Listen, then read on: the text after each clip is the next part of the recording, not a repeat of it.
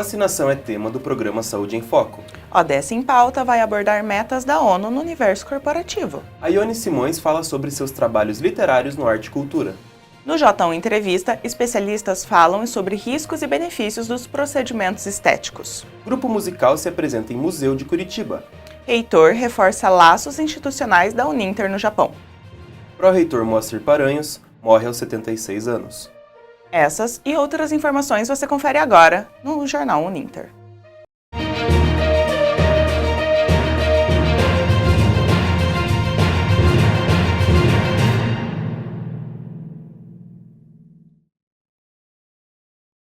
Olá, sejam bem-vindos a mais uma edição do Jornal Uninter. Olá, sejam todos muito bem-vindos. Com o objetivo de conscientizar a população sobre a importância de manter o calendário vacinal atualizado, a Secretaria de Estado da Saúde celebrou no dia 17 de outubro o Dia Nacional da Vacinação. As vacinas são um dos melhores métodos para evitar doenças e infecções, além de estimularem a produção de anticorpos. A adesão dos imunizantes no passado foi essencial para que doenças fossem erradicadas e, por isso, é importante manter a atualização da caderneta vacinal, mesmo na vida adulta. Essa temática foi abordada no programa Saúde em Foco, que você poderá conferir na íntegra pelo canal da TV Uninter no YouTube. O embaixador do Brasil em Tóquio, André Sherman de Lima, recebeu na capital do Japão o reitor da Uninter, Ben-Hur Gaio, para uma conversa sobre educação superior e formação profissional. A Uninter está presente no país desde 2021, com unidades em Nagoya e Hamamatsu, dando apoio presencial a alunos de cursos de graduação à distância. Confira na reportagem. O reitor da Uninter, Ben-Hur Gaio, está no Japão para estreitar relações institucionais com os órgãos brasileiros de Estado no país. Ele manteve reuniões na Embaixada do Brasil em Tóquio e nos consulados de Nagoya e Hamamatsu, onde a Uninter mantém polos e oferece formação superior a brasileiros que vivem no país. Estamos aqui no Japão, Tóquio, na Embaixada Brasileira, para fazer um contato muito importante para os brasileiros e também para a Uninter, que será apresentada em detalhes, não é, Sérgio? Nosso gestor aqui dos polos do Japão.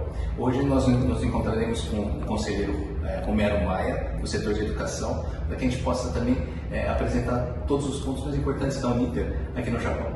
Ben-Hur recebeu uma homenagem em nome da Uninter pelo patrocínio da iluminação especial do Castelo de Hamamatsu, com as cores do Brasil, durante as comemorações do 7 de setembro deste ano. A entrega foi feita pelo cônsul-geral do Brasil em Hamamatsu, Aldemo Garcia. Ainda em Hamamatsu, o reitor fez palestra na Escola Brasileira Alegria do Saber. Ele falou aos jovens estudantes sobre o futuro do trabalho e a importância da educação. Peço permissão para estar presente aqui hoje e falar um pouco do que a gente faz no Brasil. Eu tenho certeza que essa palestra que a gente viu hoje vai ajudar muita gente aqui.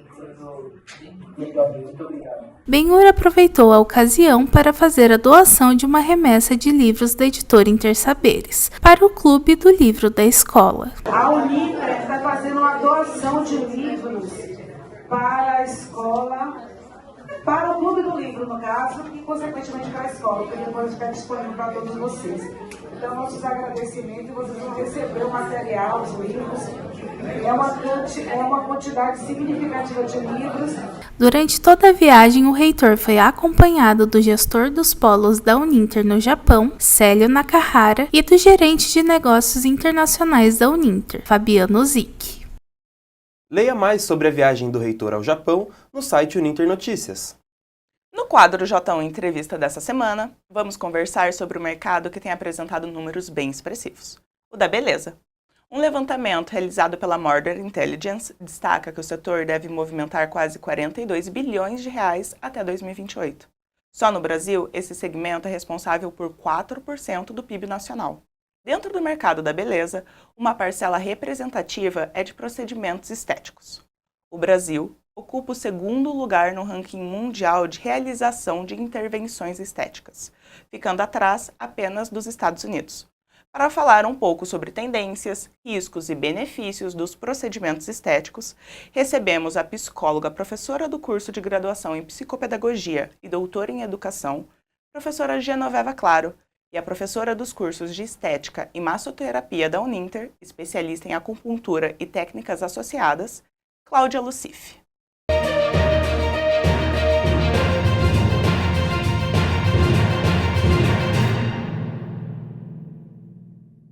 Professoras, sejam muito bem-vindas.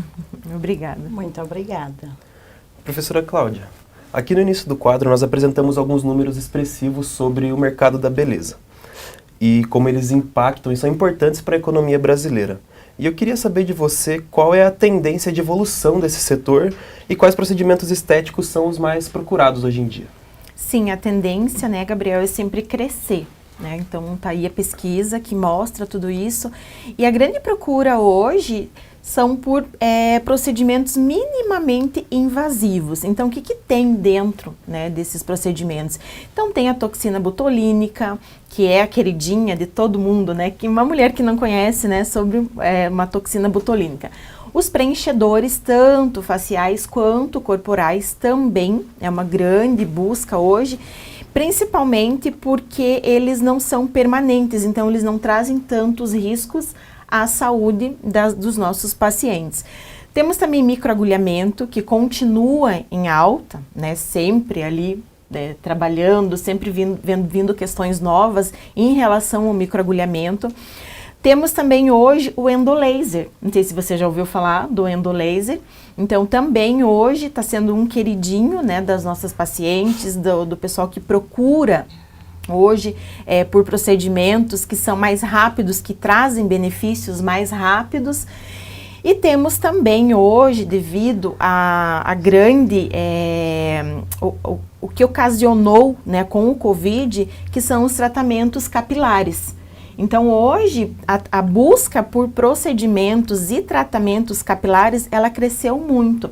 E o mercado, ele traz cada vez mais recursos para que o paciente tenha um bom resultado nesse campo ali da terapia capilar. Professora Cláudia, você citou tantos tratamentos e falou até de alguns benefícios. Quais seriam esses benefícios que os procedimentos trariam para as pessoas? Muito bem. Então, primeiro, a autoestima da pessoa. E hoje, elas procuram muito a questão da harmonização. Harmonização tanto do corpo quanto do rosto. Às vezes, elas não estão satisfeitas com aquela gordurinha que tem, né? Aquele contorno que não está tão definido. E a estética, ela traz isso para esse paciente, então ele busca por isso. Então, até questão psicológica, não vou falar muito, vou deixar para a professora, né, Genoveva, falar sobre essa questão, mas a qualidade de vida muitas vezes melhora. Não vou entrar no mérito de falar em exageros, né, porque seria uma outra pauta, mas melhora muito toda essa condição. Então, às vezes, é algo ali que você corrige rápido, em uma sessão, né? Então não tem aquele tempo de recuperação e tudo mais. Então os benefícios, eles são enormes, sem contar que muitas vezes nós mexemos com a fisiologia, né? Então quando eu faço um procedimento, por exemplo um endolaser, eu gero um processo inflamatório, então tem todo um processo de recuperação ali que a pessoa tem que tomar cuidado. Então eu tenho uma melhora da oxigenação local, da oxigenação tecidual, então o aporte sanguíneo melhora, né, sem contar a parte emocional. Então só tem benefícios, né, desde que feito com bastante cautela. Perfeito, professora Cláudia, muito obrigado. E professora Genoveva, relacionado agora às questões psicológicas, eu queria saber a relação existente entre o aumento na procura dos procedimentos estéticos e a autoestima das pessoas. Bem, em relação à autoestima, lógico, está intimamente ligado os procedimentos estéticos à autoestima. Só que assim, elas vão, esse público ele vai em busca da esperança de melhorar a questão física, como a professora Cláudia estava falando agora. Só que assim, tem que tomar muito cuidado, porque às vezes as pessoas buscam muito como um recurso para aliviar a tensão emocional. Então tem que ver assim, qual a expectativa, o que realmente, por que eu busquei? Porque eu não me aceito? Então assim, Tem quadros psiquiátricos, inclusive tem cirurgiões plásticos que fazem a cirurgia ou o procedimento mediante avaliação psicológica, e eu tenho na minha clínica, onde chega pessoas que é feito se ele tem estrutura para isso ou não. Por quê? Por exemplo, se está com isso é para prevenir, inclusive, cuidar com o profissional, porque o profissional pode se complicar. Por exemplo, tem uma depressão, uma bipolaridade. É um transtorno de humor. E ele vai para ver se alivia essa tensão. Aí ele vai e busca procedimentos e isso não alivia. Ele vai começar a arrumar confusão com o profissional porque não mudou nada.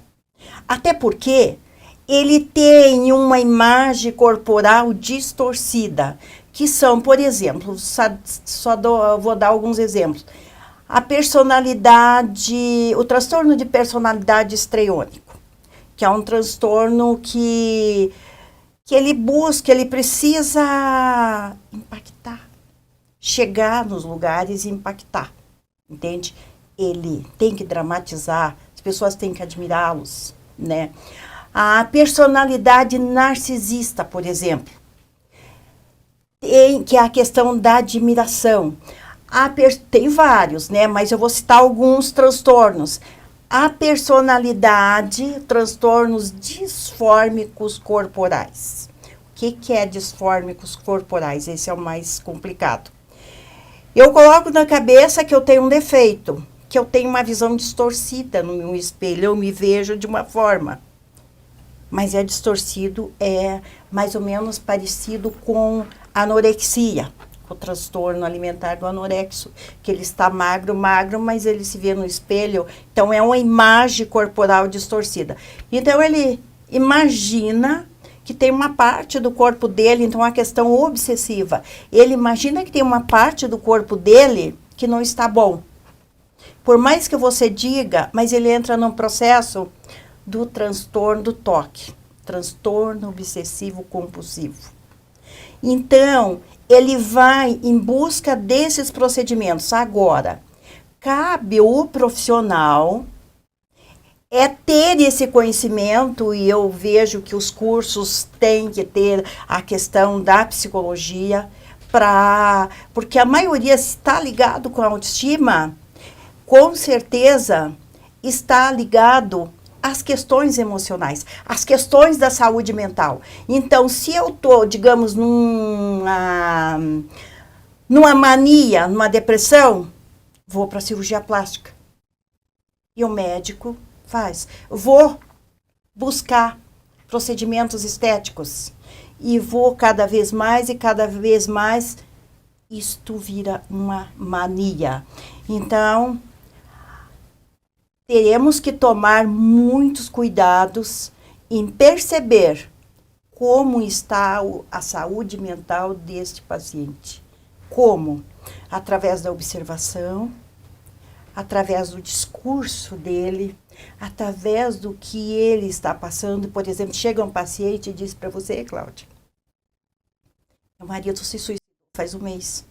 E eu quero fazer isso e isso. Opa! Sabe por quê? Porque o organismo não vai reagir. Está com a imunidade baixa em função, porque a depressão pega a imunidade. Então temos que ver essa questão. Agora, que o procedimento melhora muito a autoestima, isso não tem dúvida. Agora, compete ao profissional dosar isso. Sim, entende? Isso é importante. Cuidar até que ponto que ele tem estrutura. Por exemplo, tem procedimentos que descaracterizam a pessoa. Ela não se reconhece. Por exemplo, eu faço avaliação psicológica para a cirurgia bariátrica. E a cirurgia bariátrica é bem complicada, porque eles já têm transtornos, né? E aí, o que acontece? Eles começam a emagrecer e não se reconhecem. Há uma dissociação de personalidade. Eu não me reconheço mais, eu não sou eu. Então tem que, porque descaracteriza totalmente. Então tem que tomar muito cuidado. Então essa questão de cirurgia plástica, porque tem gente que tem mania de ser cortado. Exatamente. Então tem muitos transtornos, entra o processo do masoquismo. O corpo viciante, dele, né, ele professora? vicia. Então, o corpo dele já pede, o próprio corpo pede. Professor, e até é interessante eu pegar, porque a gente vê tantos benefícios que foram trazidos, mas também uma ligação com a saúde mental que a gente tem que cuidar. E a gente tem o dado aqui que nos últimos 10 anos, a Sociedade Brasileira de Cirurgia Plástica conseguiu contabilizar um aumento de 141% dos jovens entre 13 a 18 anos que começaram a fazer cirurgias plásticas. Por que você acha que isso aconteceu? Primeiro, 13 a 18 anos. Essa é uma fase complicada.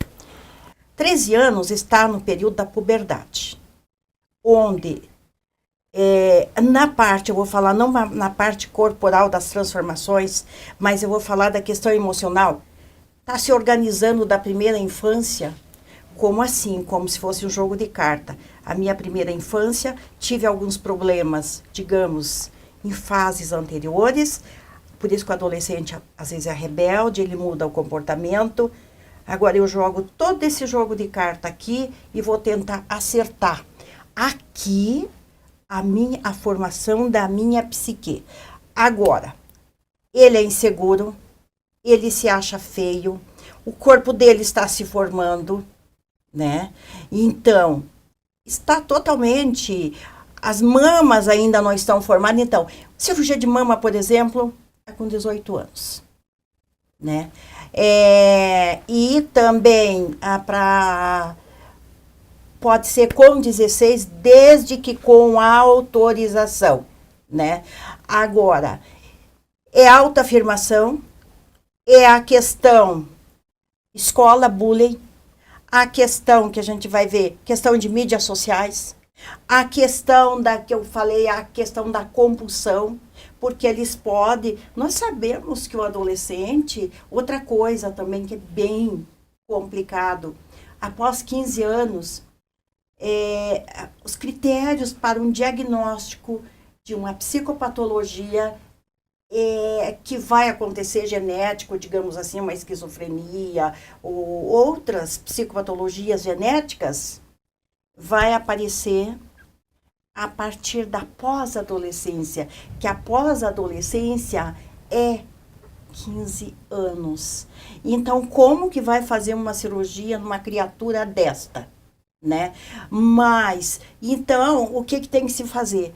Tem que tentar realmente trabalhar com a mente desse adolescente, porque ele está altamente, é uma fase muito perigosa, e ele vai pedir, ela vai dizer que a mama dela não está legal, que ela quer colocar prótese, ela vai dizer que quer fazer isso, quer fazer aquilo, porque... E outra coisa também, eles têm a mania de fazer uma introjeção de uma imagem de alguém da televisão. Mas a televisão está todo produzido. Quando a gente vê fora, a gente vê que a Maria não é daquela forma, a Maria é igual nós. Mas eles montam... o adolescente monta uma fantasia em cima daquilo e quer ficar. Nós vemos há pouco tempo aí que teve cirurgias que digamos, a pessoa queria ficar igual a Barbie. E ligado, né, até nesse ponto psicológico, professora Cláudia, você sente que tem contraindicações para pessoas nessa faixa etária? Olha, como a professora falou, sim. Então, é uma fase de formação ali. Então, geralmente, nesse período ali, nós utilizamos a estética clássica. Então, o que o adolescente ele precisa? Muitas vezes até, né, a professora falou das cirurgias, mas nós temos também a questão da acne, que é algo que incomoda muito o adolescente. E ele procura justamente porque ele sofre esse bullying, né, dentro das escolas, né? E é um período, assim, que ele precisa de um cuidado. Agora, essa questão já de procurar mais a questão estética, como a professora falou mesmo, né? E eu sempre digo que nós temos que trabalhar com uma equipe multiprofissional. né? Então, se você tem uma formação ali, se você atende, se você entende aquela necessidade daquele teu paciente, aí você encaminha ele, né, de uma certa forma ali. Então, existem muitos profissionais que não fazem esse encaminhamento e é triste isso, porque eles querem ficar ali porque eles querem ganhar dinheiro a todo custo, né, esse profissional. E eu sempre falo para os alunos, nós temos que trabalhar com uma equipe multiprofissional.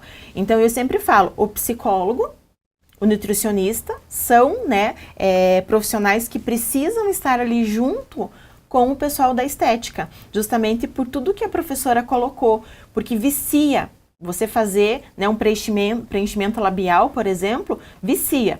Eu tenho dentro de casa mesmo, né, exemplos, a minha filha, ela faz, aí ela diz, não, quero mais, e a gente, ele tenta, né, fala, não, vai ficar feio e tal. Mas a pessoa, ela não vê, ela realmente, ela projeta aquela imagem da televisão, que ela vê na novela, no filme, e ela quer aquilo. Então, é muito importante a gente tentar conversar, e principalmente com os pais desses adolescentes, né? Eu hoje não tenho mais adolescente em casa, né? Meus filhos já são adultos, mas é aquilo mesmo que a professora Genoveva colocou, né? Essa busca pelo perfeito, né? É um belo que hoje eu vejo que já não é tão belo, né? Então, é um belo para quem? É um belo para ele. De repente, para mim, não é um belo, né? Mas ele projeta aquilo e trabalhar com uma equipe multiprofissional.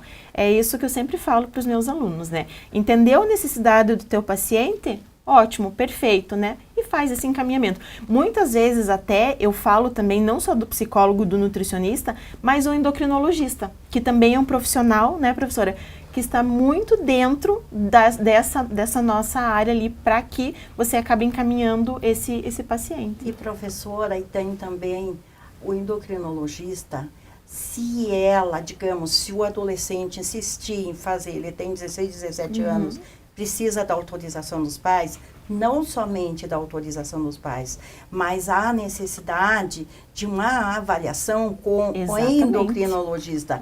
Eles procuram muito também a cirurgia de nariz, né? Isso. Também, isso é uma cirurgia bem procurada. E eu vejo também a questão das mídias. Hoje, o adolescente, ele está quase que 24 horas na tela. Então, há o condicionamento. Então, esse condicionamento, aquilo se torna obsessivo. Eu quero ficar assim, e ele introjeta essa imagem onde ele passa até assumir a personalidade daquela, da televisão, daquela que está nas mídias sociais. Então, isso tem que tomar muito cuidado, e isso aos adultos. Agora, você falou do aumento muito grande da cirurgia, das cirurgias plásticas e procedimentos. Que o Brasil está em segundo lugar, eu acho que o primeiro é os Estados Unidos, né? Eu achei que os Estados Unidos não estava tão avançado. Mas eu vejo assim, tem que tomar muito cuidado com esses adolescentes de cirurgia. Mas quem mais procura hoje, eu vejo, de 65, o idoso, que é de 65 anos para frente. Por quê? De acordo com esse aumento da expectativa de vida.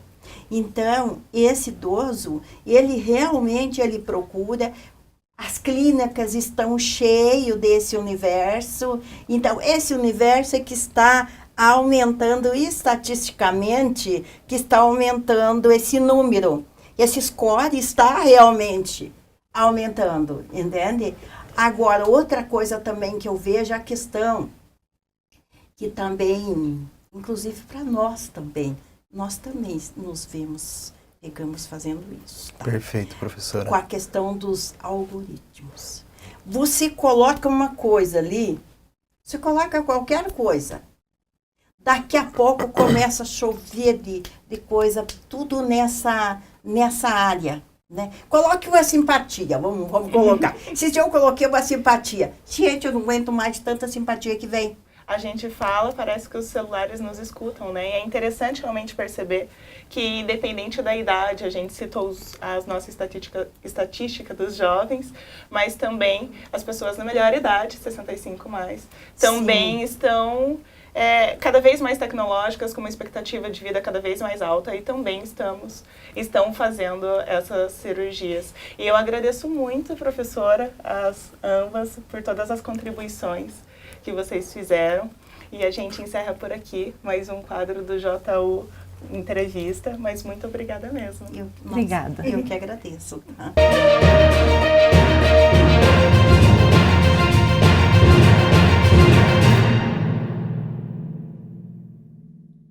Morreu, na quinta-feira, dia 17, aos 76 anos, o pró-reitor de Administração Universitária, professor Moacir Paranhos Filho. Ele estava internado desde agosto, em decorrência de um acidente vascular cerebral. Paranhos fez parte da história do Grupo Uninter nos últimos 25 anos, ajudando a consolidar um dos maiores grupos educacionais do país. A Central de Notícias Uninter noticiou o falecimento do colaborador, com homenagens a Paranhos. O reitor da Uninter, Benhur Gaio, ressaltou a personalidade do colega, sempre alegre e de mão estendida. Nós, da TV Uninter, prestamos a nossa solidariedade aos familiares e amigos do professor. O ODS em Pauta desta semana vai abordar como os Objetivos de Desenvolvimento Sustentável estão relacionados com a administração e o meio corporativo. A nossa equipe está com a professora Vanessa Estela Rolon, que vai falar mais sobre o assunto.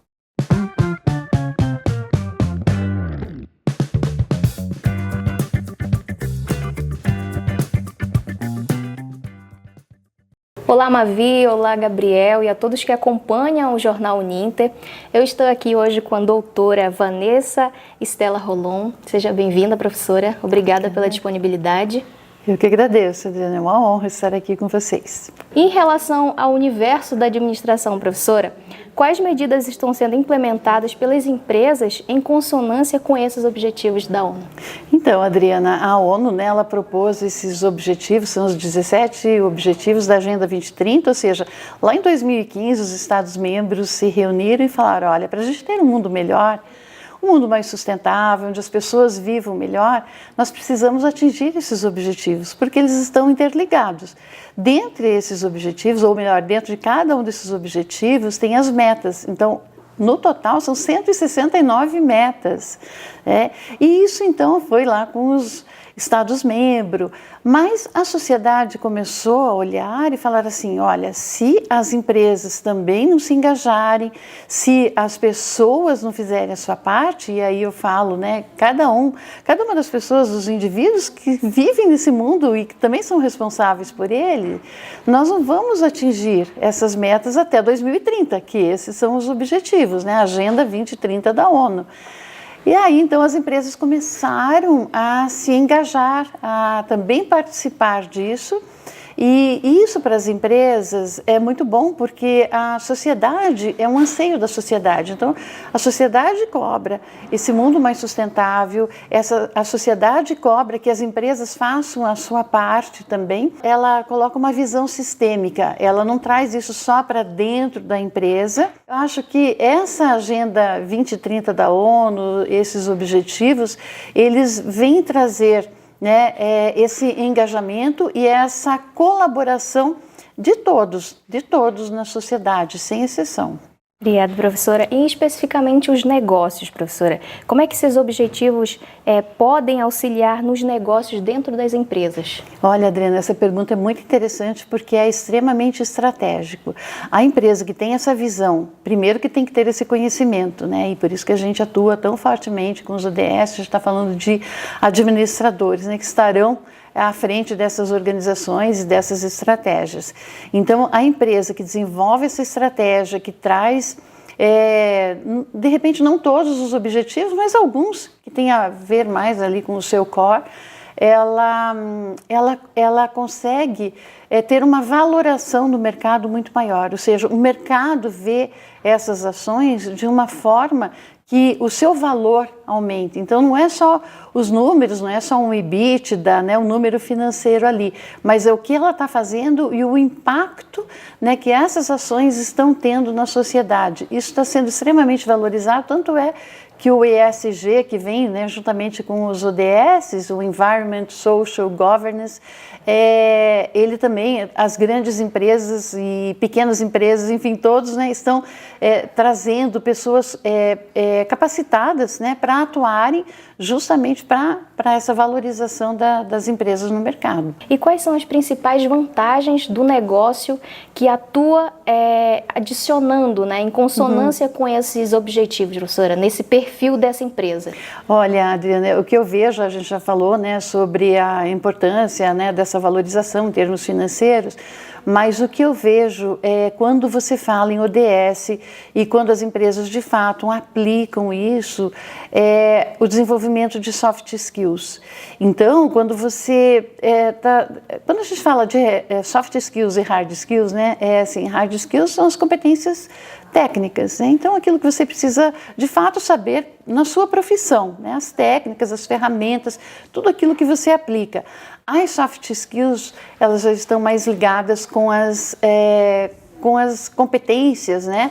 E com as habilidades e competências comportamentais, que é um pouco mais difícil, mas você consegue, você desenvolve, e essas pessoas, então, essas empresas, por meio dessas pessoas, desenvolvendo as soft skills, como, por exemplo, resiliência, empatia, que a gente fala tanto, mas que tem que, de fato, aplicar, não é só falar, não é só estar no papel, né?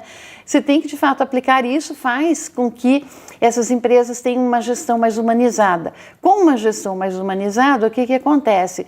Você evita o burnout, você evita, né, que haja uma grande rotatividade ali no quadro de funcionários, e você faz principalmente com que esses colaboradores se engajem cada vez mais e tenham aquele espírito de pertencimento e de fazer o melhor, ou seja, você pega a tua equipe e leva toda ela junto para todo mundo marcar o gol. Perfeito, professora. O nosso quadro termina por aqui. Muito obrigada pela sua disponibilidade novamente. Espero encontrá-la em breve em nossas outras pautas, né, que envolvam essa área da administração. Obrigada pela colaboração aqui. Eu que agradeço, Adriana. Foi um prazer.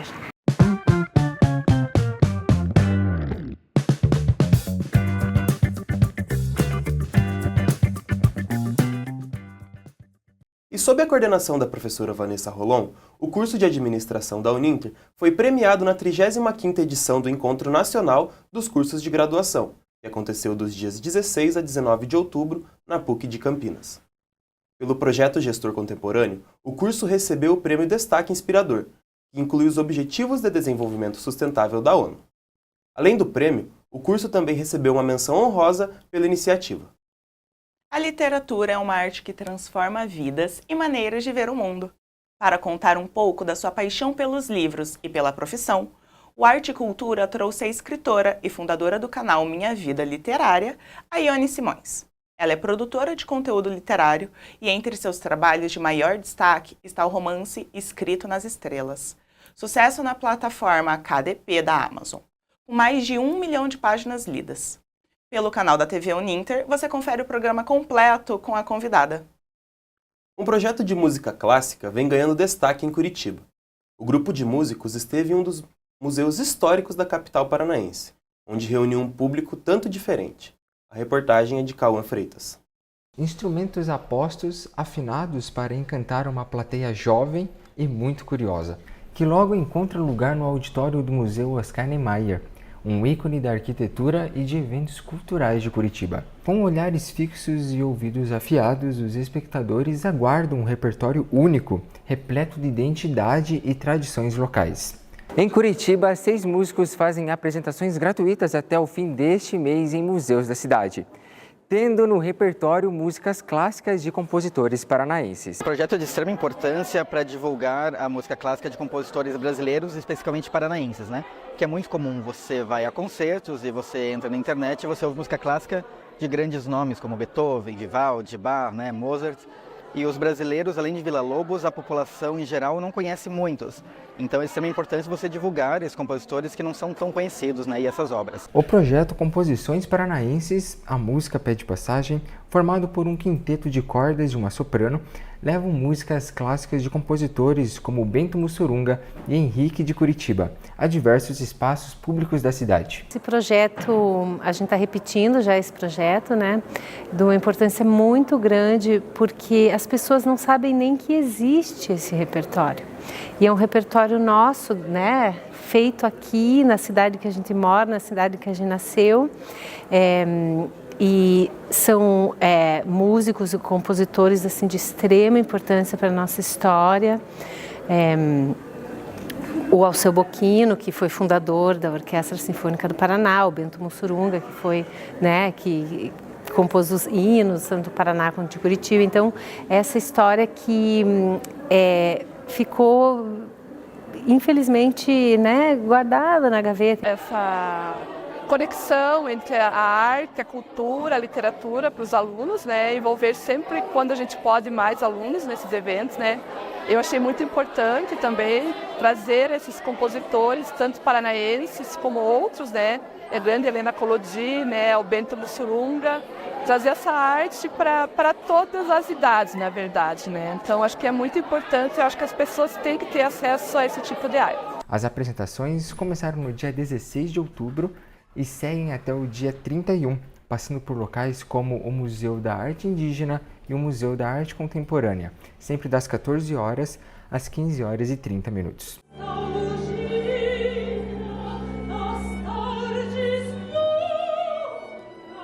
E o Jornal Uninter fica por aqui. A gente se vê na próxima edição. Muito obrigada pela companhia.